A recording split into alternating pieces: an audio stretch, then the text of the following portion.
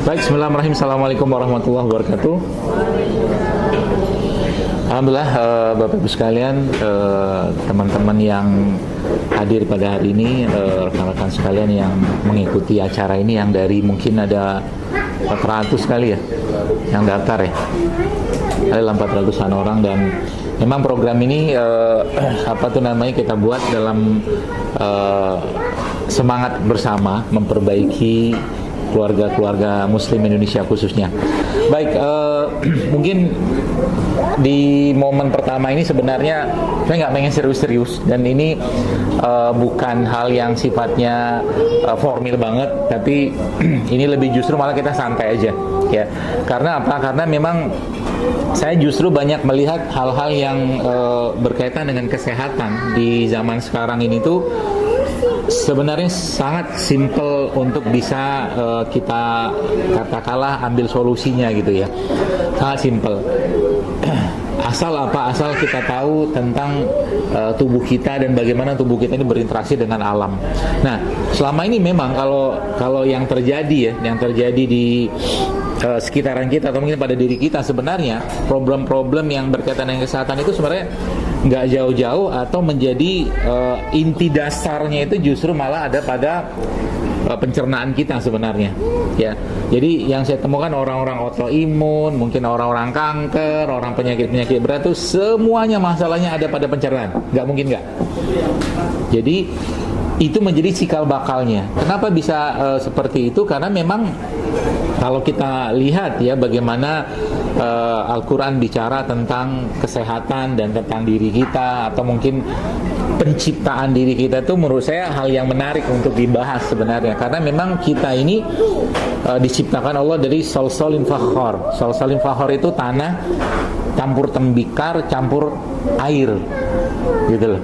Jadi ada tanah dicampur tembikar campur air, dan dia dibentuk sama Allah dari berbagai macam tanah. Makanya kalau bicara tentang kesehatan atau mungkin kesehatan secara umum, maka mustahil kita bisa melepaskan urusan pencernaan, itu mustahil. Dan setiap kita itu menariknya punya kecenderungan masing-masing. Contoh ya, setiap kita nih, Anda di sini punya ujian masing-masing. Ujian makanan, percayalah.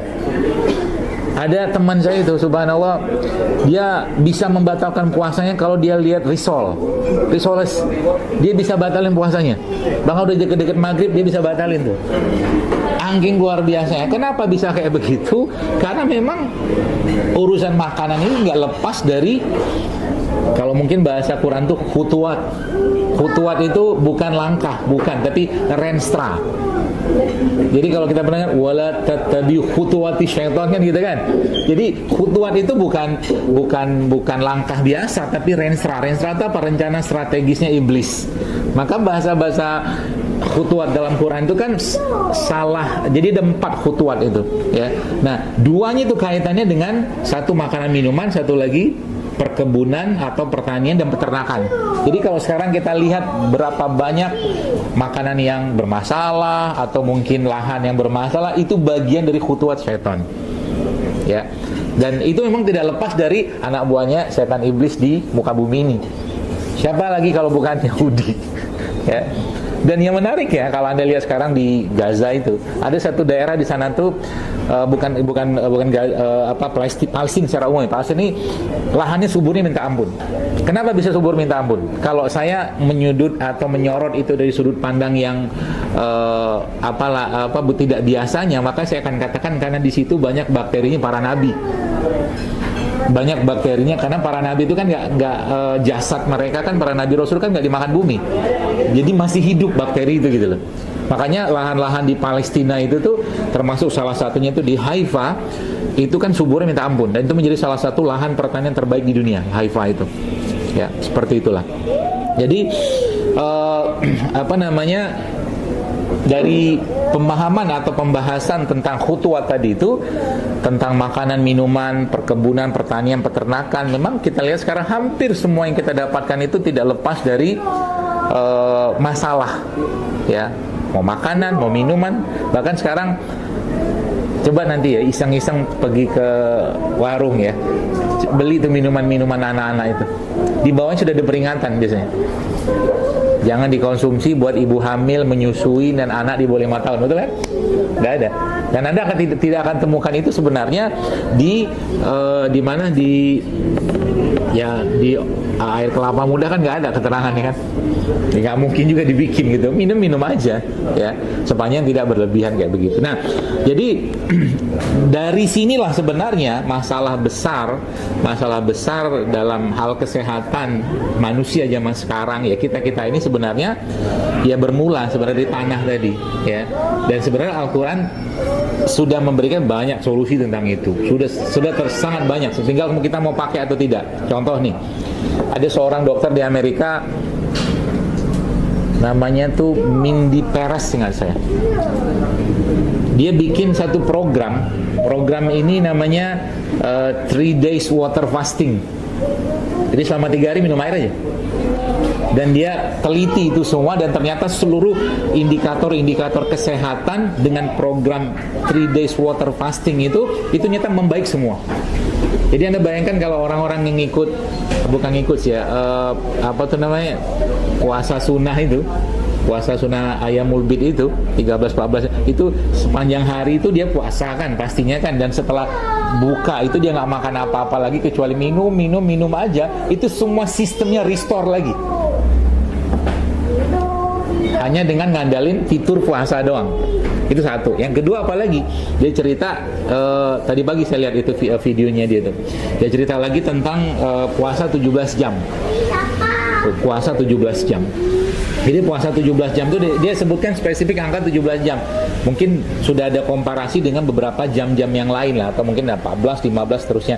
Jadi itu sudah sampai ke titik optimalnya tubuh kita itu untuk auto detox lah, bahasa dia kayak begitu. Nah, jadi sebenarnya problem lambung atau kesehatan itu nggak lepas dari sebenarnya kalau kita mau mengaktifkan sel-sel yang bisa namanya self eating atau autofagi, itu hasil spektakuler. Ya, maka dalam Islam kalau kita bicara puasa kan paling banyak tuh. Paling banyak sunnah-sunnah Nabi berkaitan dengan puasa sunnah tadi. Cuman berat nggak puasa? Berat nggak? Semua lihat, semua ibadah yang kita lakukan dan pahalanya besar pasti berat ujiannya, pasti berat. Sholat yang paling berat sholat apa? Tahajud. Tapi kalau Anda kerjakan, pahalanya gede, reward ke jasad kita besar sekali. Bahkan Nabi mengatakan bahwa sholat malam itu bisa mengusir penyakit. Sampai kayak begitu rewardnya. Ya, dibilang tentang sholat terbaik setelah sholat fardu itu sholat tahajud. Ya, puasa juga sama sebenarnya. Tapi kalau itu kita downgrade lagi sebenarnya Bapak sekalian, bahasanya adalah ya mungkin kita susah puasa, ya sulit puasa dengan berbagai macam alasan. Tapi paling tidak kalau itu di downgrade lagi, kita mencoba mengatur pola makan gitu loh. Ya, mengatur pola makan. Intinya itu aja. Makanya sekarang banyak beberapa program-program itu yang mereka bikin program yang disebut dengan functional food atau functional medicine. Jadi obat-obat, bukan obat, makanan yang mereka makan itu punya efek untuk penyembuhan, ya. Nah, spesifik sebenarnya kalau kita bicara tentang pencernaan atau lambung ini sebenarnya. Banyak orang kalau saya sedikit kasih gambaran ya, bahwa kalau kita lihat dari sudut pandang kedokteran sekarang, apa yang kita bisa lihat? Semua orang yang kena sakit lambung itu dianggap sebagai orang yang asam lambungnya naik atau asam lambungnya rendah. Naik kan? Jadi obat yang dipakai apa? Obat menurunkan asam lambung. Nah itu kan? Itu sebuah keadaan yang memang akhirnya disamaratakan semua. Semua dianggap berlebihan asam lambungnya, kan begitu. Nah, yang menariknya ternyata Allah menciptakan kita manusia ini gak semua juga asam lambungnya itu tinggi, tapi justru malah ada orang-orang yang asam lambungnya itu low, rendah. Orang yang asam lambungnya rendah, terus pertanyaannya misalkan obat yang harus kita kasih kira-kira obat yang nurunkan atau justru malah naikin? Harusnya naikin. ya kan? Makanya sebenarnya konsep keseimbangan itu ada orang yang asam lambungnya low, rendah, ada orang